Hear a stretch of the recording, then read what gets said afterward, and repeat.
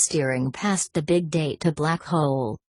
A recent Gartner survey found that 73% of companies have invested or will invest in big data in the next 24 months. But 60% of them will fail to go beyond the pilot stage. These companies will be unable to demonstrate business value.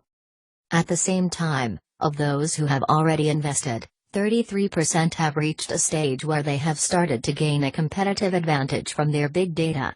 There is a huge chasm between deployment and demonstrating ROI, and most companies are diving deep into it. Much of the success of a big data strategy lies in the data architecture. It's no longer adequate to collect data just for internal compliance. Data requirements are changing from pure procedural data, from ERP systems, say for example, to data for profit, the kind that can lead to significant business insights.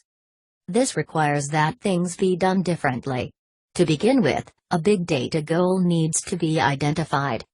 What does the organization hope to achieve from big data? According to John D., a senior data scientist at a Fortune 100 technology company, companies are often tempted to ask questions just based on the data that's available. Instead, they need to understand and frame their business strategy questions first, and then gather the data and perform the analysis that answers it. Companies need to understand and frame the business strategy questions first, then gather the data and perform the analysis that answers it. It is often tempting to ask questions just based on the data that's available. The company he represents uses large-scale data sets to understand its customers better, so as to delight them with their products and services. Enhanced customer experience is the prime reason companies turn to big data analytics. A study done by Gartner found it to be the #1 reason, followed by process efficiency.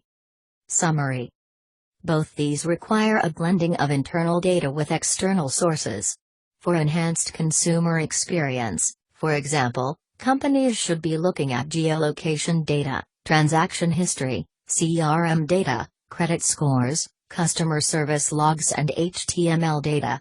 For process efficiency, let's say fraud detection for example, companies should be using transactional history, CRM data, credit scores, browsing history. Big data. Once you start blending data sources, new challenges arise. First is the obvious challenge of increased amounts of data that needs to now be stored and cleaned.